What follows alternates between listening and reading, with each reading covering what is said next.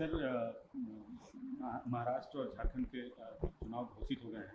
आपने झारखंड में पिछली बार चुनाव लड़ा, झारखंड में आपकी पार्टी ने काफ़ी एक्टिव रोल अदा किया था। तो झारखंड और महाराष्ट्र नहीं, हमारी पार्टी ने झारखंड के लिए जनाब आदिल हसन साहब को और जनाब रियाजुल हसन अफंदी जो एमएलसी उनको भिजाया है। वो वहाँ पर जाकर देखेंगे कितने क्या करना चाहिए, कितने सीट लड़ना चाहिए, नहीं लड़ना चाहिए। और फिर अख्तर उल ईमान साहब बिहार में भी बाई इलेक्शन है, यहाँ पर भी वो भी इसके ज़िम्मेदार रहेंगे। जहाँ तक महाराष्ट्र का मामला है, हमने 5 कैंडिडेट्स का ऐलान कर चुके हैं और भी कैंडिडेट्स के ताल्लुक से हमारी इम्तियाज़ जलील साहब की, अकबरुद्दीन ओवैसी साहब और जितने हमारे बड़े नेता हैं उनसे बातचीत चल रही है। ये टाइम बहुत कम है और हम लड़ेंगे महाराष्ट्र का चुनाव। हमारे 2 विधायक वहाँ से ऑलरेडी जीत कर आए, 2 हैं।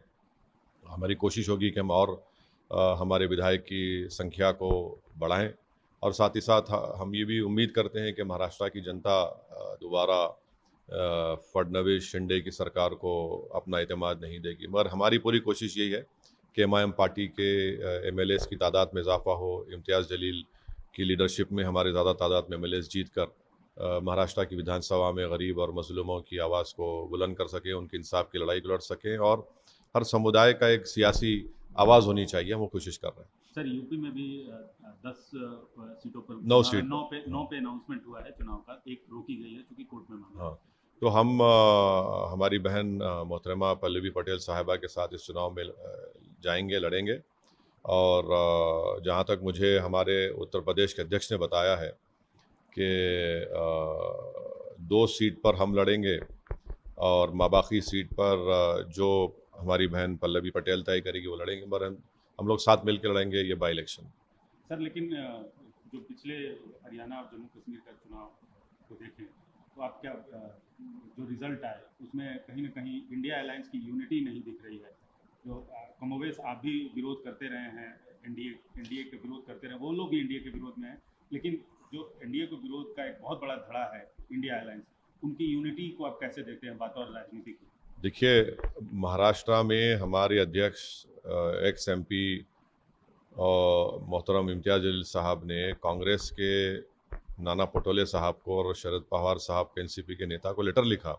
लेटर लिखकर भी 1 महीने के ऊपर हो गया कि आइए बात करिए हमसे। हम भी नहीं चाहते कि महाराष्ट्र में फडणवीस और शिंदे की सरकार बने। अब वो उनको तय करना है। मैंने पब्लिकली भी इस बात को कहा है, तो अब और हम क्या कर सकते हैं। मगर हमको तो अपनी पार्टी है वहाँ पर, हमारे स्ट्रॉन्ग पॉलिटिकल प्रेजेंस है हमारा वहाँ पर। और आज से 3-4 दिन पहले जो मराठा रिजर्वेशन के एक बहुत बड़े नेता हैं जनाब जरंगे पाटिल साहब से भी इम्तियाज़ जलील साहब जाकर बातचीत की, बहुत देर उनसे बातचीत हुई। तो हम तो कोशिश कर रहे हैं। अब देखिए, अब ये हर पार्टी को अपना अपना काम करना है। मगर जहाँ तक हमारी पार्टी पर लोग जो हमेशा सवाल उठाते थे, मैंने दूसरी तरफ से, जनता तो नहीं, हम तो बता रहे हैं अब ये उनको तय करना है। नहीं तो हम तो लड़ेंगे चुनाव। हमारे एमएलए हैं, 2 एमएलए हैं वहाँ पर। बैकुल्ला में हमारा एक एक्स एमएलए था। हम और कई ऐसी विधानसभाएं जहाँ पर हम लोग दूसरे पोजीशन पर आए थे पिछले विधानसभा के चुनाव में। तो हमको तो अपनी पार्टी के लिए तो लड़ना पड़ेगा। सर, लेकिन अभी भी आपने सवाल का जवाब नहीं दिया। इंडिया अलायंस की यूनिटी को आप कैसे देखते हैं? देखिए, मैं जिस चीज़ का हिस्सा नहीं हूँ, मैं कैसे उस पर बोल सकूँगा। एक बतौर पॉलिटिशियन आप नहीं, अब मेरा मानना ये है कि हरियाणा का इलेक्शन कांग्रेस पार्टी को जीतना चाहिए था बड़े आराम से। वो नहीं जीत पाए, तो उसके क्या कारण है, उसके क्या रीजंस है, उनको